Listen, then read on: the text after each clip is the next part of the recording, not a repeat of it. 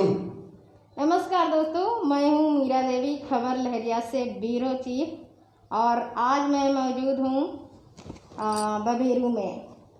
बबेरू से लाइव हो रही हूँ खबर लहरिया की इस फेसबुक लाइव में आप सबका बहुत बहुत स्वागत है। तो मेरे साथ हैं खास मेहमान मीना भारती जी। मीना भारती जिला पंचायत सदस्य हैं बबेरू से, और मैं आज उनके साथ एक खास परिचर्चा के लिए बैठी हूँ। आज आप जानते हैं कि क्रिकेट के बहुत बड़े मास्टरमाइंड, बहुत बड़े खिलाड़ी सचिन तेंदुलकर जी का बर्थडे है, और उनके बर्थडे पर मैं बात करना चाहती हूँ मीना भारती जी से, क्योंकि वो भी एक खिलाड़ी हैं।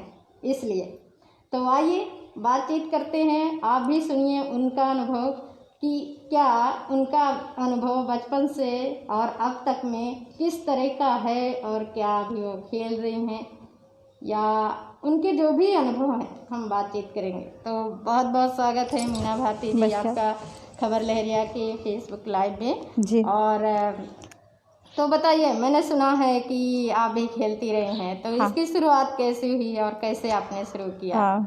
गेम की शुरुआत मेरे बड़े वाले भाई के द्वारा हुई, जिनका नाम रमेश वर्मा है, एडवोकेट हैं वो, और उन्होंने डीपीएड किया हुआ है, एनआईएस किया हुआ है औरंगाबाद से।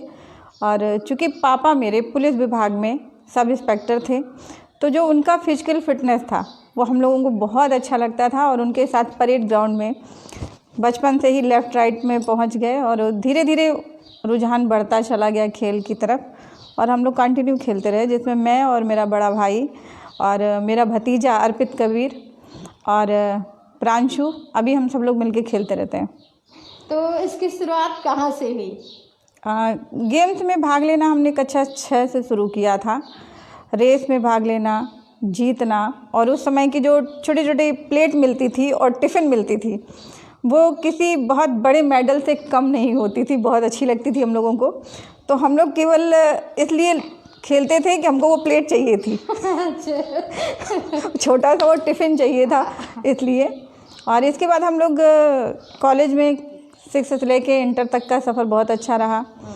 हम लोग मंडल खेले, नेशनल तक गए, लेकिन ये एक अजीब सी घटना थी मेरे जीवन की कि फर्स्ट ईयर में सन 1993 की बात है कि हम लोगों का मंडल हम लोग क्रॉस कर चुके थे। हम लोगों को सेमीफाइनल में जाना था और झांसी क्रिकेट खेलने के लिए जाना था।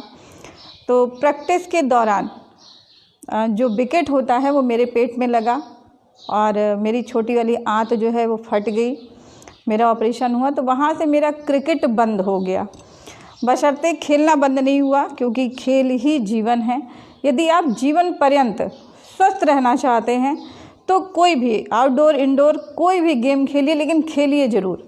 यदि आप नहीं खेल सकते हैं तो कम से कम सुबह की मॉर्निंग वॉक तो जारी रखिए जीवन में।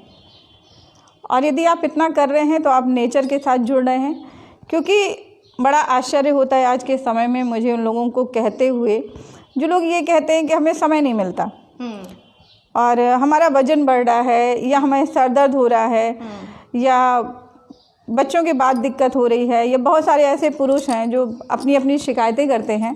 सच तो ये है कि वो कुछ करना ही नहीं चाहते। हमारी प्राचीन सभ्यता संस्कृति रही है सूर्य उगने के पहले उठना, early to right early to bed. यदि वो इतना ही फॉलो कर लें तो जीवन में उन्हें कभी भी फिजिकली प्रॉब्लम या मेंटली प्रॉब्लम उन्हें आ नहीं सकती। तो क्योंकि आप लड़की हैं और अपने बुंदेलखंड में और भारतीय संस्कृति है जो, वहाँ पर आप देखें कि महिलाओं के लिए कितनी जगह मिलती है, वो भी खेल के लिए। तो आपका शुरुआत से बचपन से ही आप खेली, तो परिवार का किस तरह का सपोर्ट रहा आपका? मेरे परिवार वालों का पूरा सपोर्ट था। मेरे पापा का था, मेरी माँ का था, मेरे बड़े भाई का सबसे ज़्यादा था। लेकिन जो मोहल्ला पड़ोस था या मेरे जो रिलेटिव थे, उनको हमेशा मेरे हाफ पैंट से और मेरी छोटी स्कर्ट से शिकायत होती थी। और मेरे पापा को अक्सर वो लोग बोलते थे, दरोगा जी लड़की आपने बिगाड़ी है आपने लड़की को खुला छूट दे रखी है। क्योंकि मेरे पापा ने मुझे सब कुछ सिखाया, यहाँ तक कि मैं बाइक भी चलाती हूँ और बुलेरो है मेरे पापा के पास, वो भी हम चला लेते हैं। अपनी स्कूटी तो चलाते चलाते हैं। और इस समय स्कॉर्पियो भी सीख रहे हैं।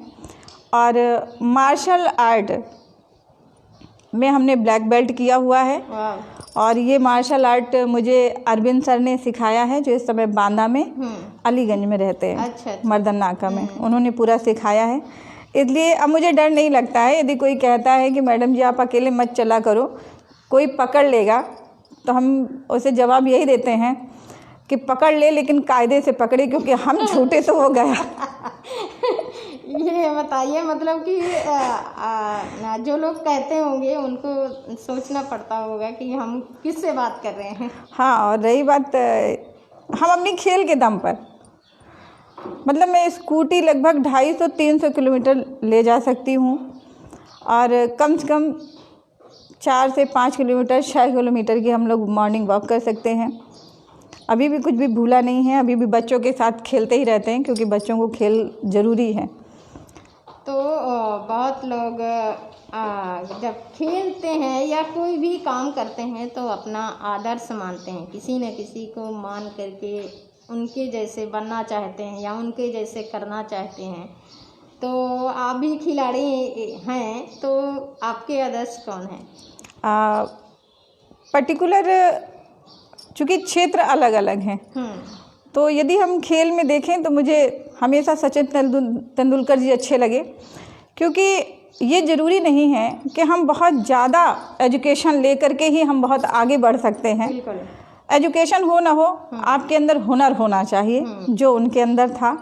और क्रिकेट में इस समय मेरा भतीजा भी है, हम भी हैं, मेरे बड़े भाई भी खेलते हैं। अभी भी हम लोग गर्मी की छुट्टी में खेलते हैं यहीं बांदा स्टेडियम में। तो मुझे सचिन जी अच्छे लगे और वो पूरे इंडिया के, मुझे लगता है वर्ल्ड की एक आइडियोलॉजी है, जो उन्होंने कम उम्र में बहुत सारी ख्याति प्राप्त की।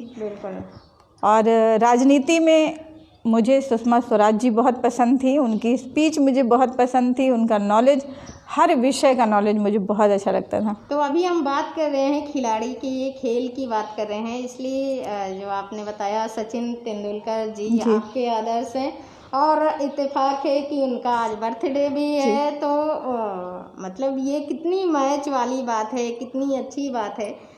तो इसके साथ ही अब हम चलते हैं कि आपकी इतना सब कुछ, मतलब काम पूरा दिन बटा हुआ है कि आप ये करेंगे, फिर राजनीति के लिए समय देंगे, घर के लिए समय देंगे, इस बीच आप अपने खेल के लिए कितना समय देती हैं? सुबह का समय हम निकाल लेते हैं अपना, क्योंकि सुबह 4 बजे जगते हैं, 4 से 5 की मेरी मॉर्निंग वॉक होती है।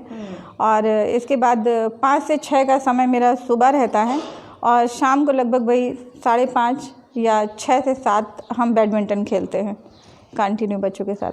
तो आप थोड़ा सा ये बताइए हमारे दर्शकों को, और जो महिलाओं के लिए इतना सोचना पड़ता है खेल की जगह उतारने के लिए, चाहे उसके पहनावे से लेकर के हो, चाहे उसके खुलेपन से लेकर के हो, क्योंकि इसका अनुभव आपके पास भी है, तो उनको क्या कहना चाहते हैं आप?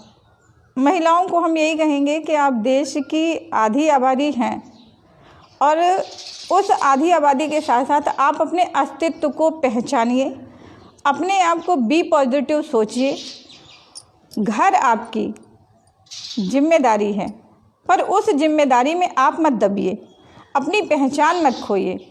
रही बात, अपनी लड़कियों को भी खेलने के लिए प्रेरित करिए और प्रत्येक महिला को मार्शल आर्ट आना चाहिए। ये मेरी अपनी व्यक्तिगत राय है, क्योंकि आप ट्यूशन पढ़ने जा रहे हो, कहीं कोई बात हो रही है, तो कम से कम आपको एक सबक होना चाहिए, आपका कॉन्फिडेंस का लेवल बढ़ जाता है। और जब तक आप अपना खुद का ख्याल नहीं रखोगे, खुद से प्यार नहीं करोगे, तो फिर आपसे कोई प्यार नहीं करेगा। इसलिए आप पहले अपने से और अपने काम से प्यार करें। तो आप इस खेल को आगे कहाँ तक ले जाना चाहते हैं? क्या अपने बच्चों में भी ले जाना चाहिए, या सपना क्या है इस खेल को लेकर के आगे? मेरा ड्रीम है कि मेरी बेटी इस खेल को आगे बढ़ाए और वो जहाँ तक जाना चाहेगी मैं उसे ले जाऊँगी, क्योंकि मेरा ऑपरेशन है, हम अब नहीं आगे खेल सकते। एज से भी बाहर हैं। तो बच्चे मेरे अच्छे हैं। मैं दोनों बच्चों में पढ़ाई के साथ साथ एक खेल की विधा तो डालूंगी ही डालूंगी, और ज़रूर चाहूँगी कि मेरी बेटी खेले। और लड़कियों को मैं देख रही हूँ कि बांदा में ही अगर क्रिकेट टीम की बात की जाए, जहाँ आप जानती होंगी शोभा है जो खिलाड़ी जी, तो क्रिकेट की हैं, वो महिला कोच भी हैं महिला टीम की, तो यूपी स्तर से। तो उनको देख करके मुझे बड़ा अच्छा लगता है। मैं कई बार मिल चुकी हूँ, इंटरव्यू भी कर चुकी हूँ। तो उनके हिसाब से जब हम बात कर रहे थे तो वो एक टीम, क्योंकि उनको जिम्मेदारी दी गई थी कि आप टीम तैयार करो बांदा में, तो उनको लड़कियां नहीं मिल रही थी। लोग मतलब इतना ज़्यादा उनको टीम बनाने के लिए मशक्क़त करनी पड़ रही थी कि लड़कियाँ बाहर निकल के आएँ। तो ऐसे में आप क्या सोचते हैं कि क्यों लोग अपनी लड़कियों को सिर्फ एक ढांचे के अंदर, सिर्फ एक बंद जो बनाया ढांचा है उसी में रखना चाहते हैं, या लोगों को क्यों लगता है कि उनकी बदनामी हो रही है? ऐसा क्यों फील होता है? देखिए, जहाँ तक आपने कहा कि एक बनी बनाई प्रथा कहें या बना बनाया एक जो सामाजिक ढांचा है उस पर लोग चलाने की कोशिश करते हैं, लेकिन जीता हमेशा वही है जिसने लीग से हटकर काम किया। शोभा मेरी बहुत अच्छी स्टूडेंट तो है ही है, मैं उसे स्टूडेंट ही कहूँगी, क्योंकि वो मेरे भतीजे की अर्पित कबीर की क्लासमेट है। और अंडर 16 में दोनों का चयन होना था, लेकिन भतीजे का सिलेक्शन नहीं हुआ, शोभा का हुआ। लेकिन मुझे बहुत खुशी हुई क्योंकि वो एक लड़की थी और आज वो यूपी लेवल पर है। तो उसे, मुझे नहीं लगता है कि उसे लड़कियों को खोजने की ज़रूरत होगी, क्योंकि जिस दिन लड़कियां खुद ब खुद बाहर निकलने की कोशिश कर लेंगी उस दिन उन्हें कोई रोक नहीं सकता। तो बिल्कुल आपकी बात बिल्कुल सही है। और मुझे लगता है कि ज़्यादा से ज़्यादा लड़कियों को इस तरह से छूट देना चाहिए, बाहर निकलें, कम से कम ये खेल को अपने जीवन में लाएं। तो हर तरह से, जैसे आप कह रहे हैं कि अगर वो खेलेंगी, मार्शल आर्ट करेंगी, वो सीखेंगी, तो शायद ज़्यादा जो अपना दृढ़ संकल्प है वो ज़्यादा अच्छा आएगा। तो मीना जी, आपके साथ बहुत अच्छा लगा बात करके, क्योंकि आप खिलाड़ी हैं। मैं फिर से वो बात हो रहा है कि आप खिलाड़ी हैं और आज सचिन तेंदुलकर जी का बर्थडे है। उस उपलक्ष्य में हमने आपसे बात की, आप अपने अनुभव बांटे, हमारे दर्शकों को बताया, और जो लड़कियों के क्षेत्र में चुनौती हैं इसको लेकर के वो भी आपने शेयर की। तो हमारे साथ जुड़ने के लिए और अपनी बातें शेयर करने के लिए आपका बहुत बहुत धन्यवाद। और जो हमारे दर्शक इस लाइव में जुड़े उन सबका बहुत बहुत धन्यवाद। तो मैं अपनी लाइव यहीं पर समाप्त करती हूँ। सबको नमस्कार। लाइट चली गई।